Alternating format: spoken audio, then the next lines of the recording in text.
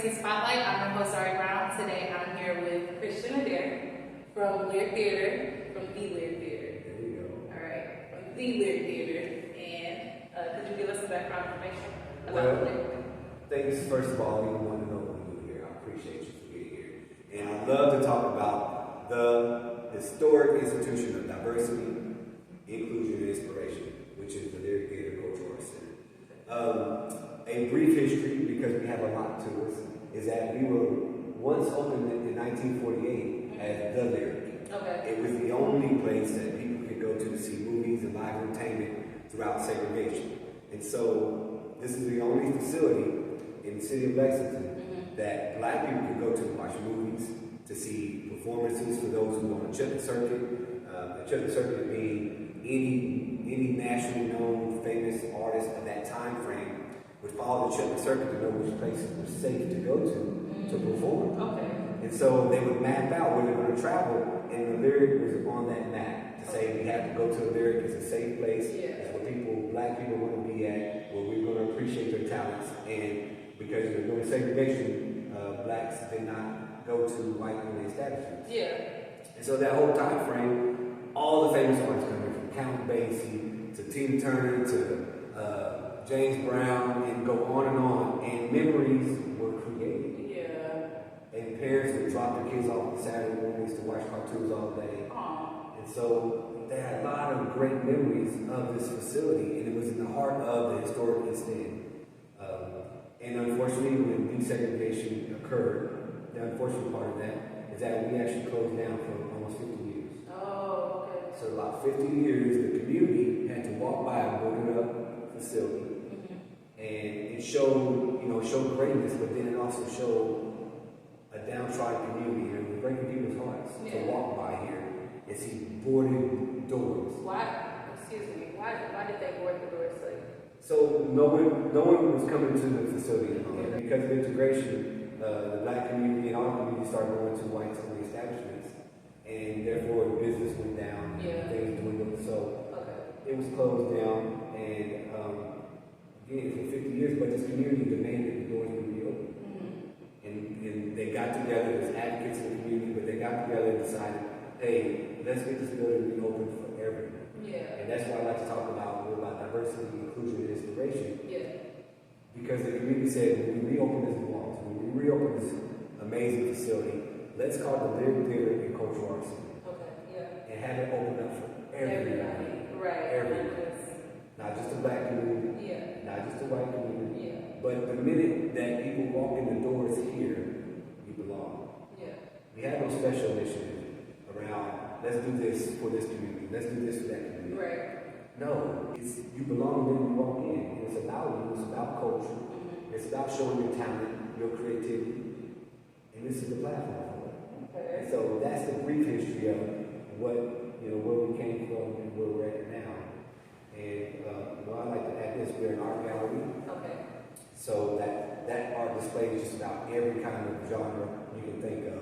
So it's our place of inclusiveness, right? Yeah. We have an African American museum, Right. which is going to be changed to an immersive experience museum. Okay. So you're going to learn. It's an educational platform. So when you come in, you're going to get the truth.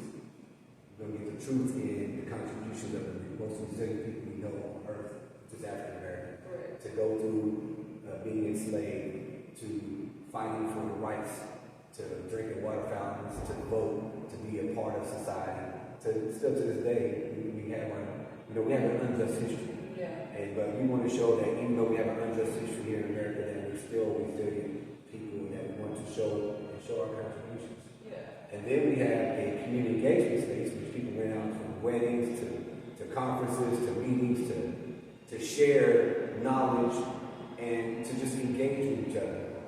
And then finally we have our historic auditorium, which is beautiful, where all the performances and the movies take place. And so we're 4 entities in one, so we do a lot. Yeah. The Lyric Theater is powerful. I'm curious, when did it reopen and how long has it been reopened? So we reopened in 2010. Okay. And so I guess it goes on 13 years. That was all. Was not. So from 68 to 2010, almost 15 years, it's closed. So we haven't been reopened that long, so we're new in a sense, but we have history. Yeah. And we still have not fulfilled the promise to the people. And that's what we're doing now. And that's inclusivity, right? Inclusivity, diversity, inspiration. Okay. We want people to come here and show their talent and be inspired to go into greatness. Okay. So with that being said, what do you have coming up, and what are the opportunities for people to come and be creative and show their talent and come together? Well, it's unlimited, right? If you have a skill set or it's something in your mind or something that's creative, engaging, this is the place. You need an art gallery, you need a museum setting, you need a stage, you need a TV screen if you're going to create movies or TikToks. You can come here and showcase all that. Okay. So we have those spaces that are open to the public to come use. So we have our own programming, and this month, of course, we're in Black History Month. We do celebrate Black History January 1st to December 31st every year. But for this time frame, we do something special, a little bit more than normal. We've had 7 events, and we're still working on them. We've had gospel explosion. We've had a movie, several movies, videos. We've had the Winter Jazz Blues and Soul Series on Thursdays, free events. Come to some live performances. We have upcoming with the partnership. We do a lot of partnerships as well. With Fayette County Public Schools, we have Honoring Black Excellence, which is a talent show with Fayette County students. I love that. Fall week, we'll partner with the MLK Center at the University of Kentucky to have, it's called the Young Black Gifted Entrepreneur Showcase. So they're going to perform and show all the business ideas they have. Because that it's is awesome. So we're going to set up, and we want to partner with people. We want to partner with different institutions. If they share the same vision as we do, which is removing barriers for our community, uplifting the community, and providing resources, we want to partner with them. So let's do it. And so again, I can't wait. There's a 5-year-old right now who doesn't know that they're probably going to come create something here. It's going to be great. And we're going to be ready. Right. So more dates. Give us dates for the events that you're just saying. Next week will be the Honoring Black Excellence event. And then on the 28th will be, and the 24th is the Fayette County event. The 28th is the Young Black and Gifted event with the University of Kentucky. That's on Wednesday night. Then again, we have another concert series on that Thursday night with T.D. Young. One of our most famous blues performers here from Lexington. And it feels like I'm leaving something out. It's okay. Where can we find that information at? HistoricLyricTheater.com or LexingtonLyric.com. We have a brand new website. It shows the many layers. It shares our history. It has pictures, our podcasts, our videos. It is an amazing website. We're expanding it, but I personally haven't seen the website on the level as our website, to be honest. So check me on that if you want to. But I encourage you all to go check it out, see what we have. You said you got a podcast? There's podcasts on there, so it shows and we had old recordings from a long time ago, many years ago. We had several recordings of people talking about our community, talking about our history. Some of the people that have different talents and just showing it on there. Then we have categories for upcoming podcasts. And so we are looking for those who want to do podcasts because we stream them live also to our website. And then we're on Apple, Spotify. We have all the platforms already set up, and we're looking for people to come and have a voice because we're also a place for the voiceless. And we want to give the platform for that. So we're not just a physical building, we're also out there in the social media world, and we're growing that footprint with your help. Doing these recordings, letting people know we exist. We're inviting people to come with your creative ideas. Something original, nothing, we can figure it out. We can figure out what we need to do to make it happen. That's awesome. Y'all are doing a lot. Many opportunities for everybody and anybody. I love to hear that. Is there anything else specifically that you would like to talk about or tell everybody? Well, we are an extension and a partnership with Lexington County urban government. However, our programming is non-profit. It's strictly ran by the Lyric Theater Cultural Center. So we're constantly looking for funding to provide programming. We want our events to be free. We want the whole community to come in without having to worry about that barrier of pain. I grew up without any money, so I trust me on this. We want people to enjoy, to be inspired. So to eliminate those barriers of cost, We're always looking for donations, volunteers, corporate sponsorship, just different entities of wanting to bring people together to provide these resources. So we are a nonprofit, and a lot of times people don't realize that we're constantly trying to get grants and so forth. But every dollar we get goes back out in programming. And this year, over the past year, we've had 12 very big events. We had Grandmaster Flash, Furious 5, we've had concerts, gospel choirs, and we haven't charged the community anything. And so they come to those events for free. And that's because of donors and people. So we want to be more in the education space as well. We're in the process of renovating our museum. We can't afford to have a priceless book or shoes or something like that because we don't have the security first of all.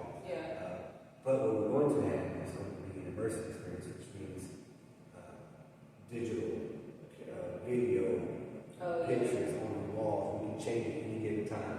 We can have it once about 6 to 8 months voyage in darkness, seasick, people dying and crying in saltwater, blood running through splinters.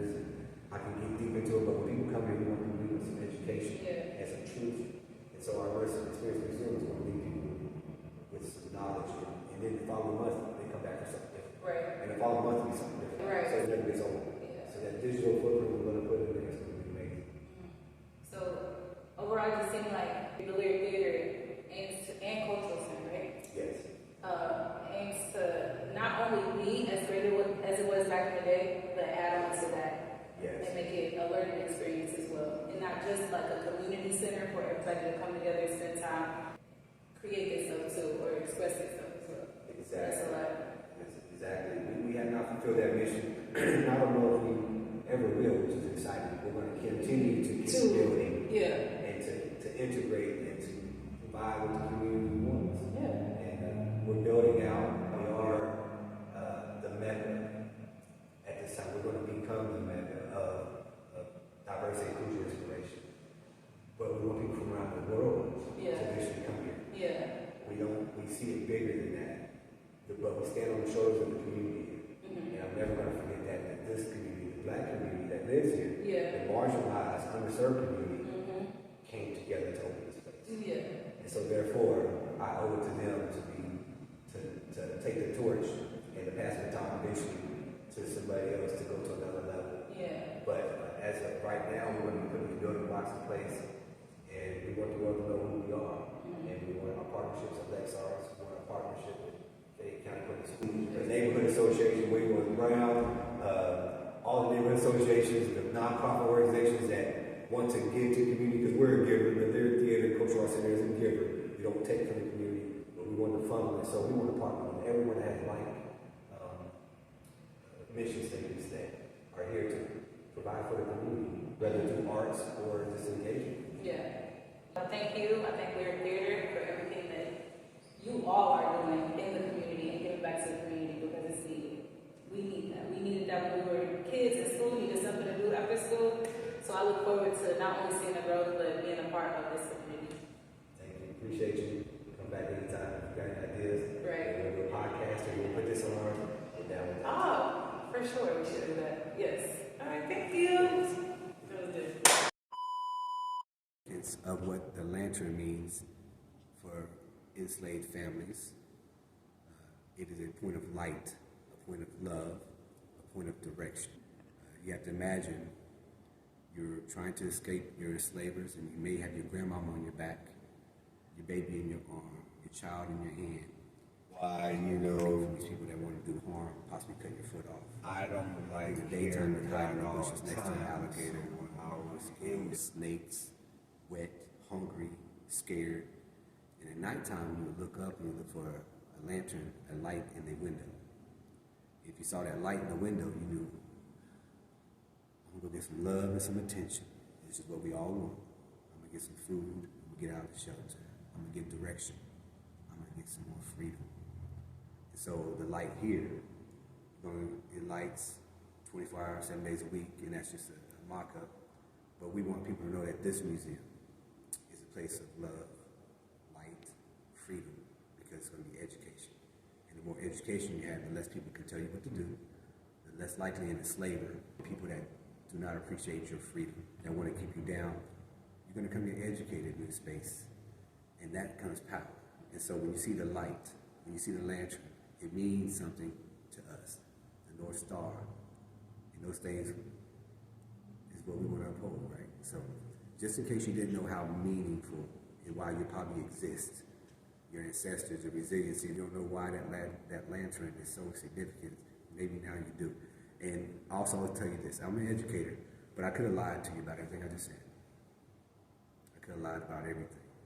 Your teachers, your parents, your grandparents, your friends, your family, they may lie to you, so don't just sit and check us. Find out if I'm wrong about what I just said, because I might be lying.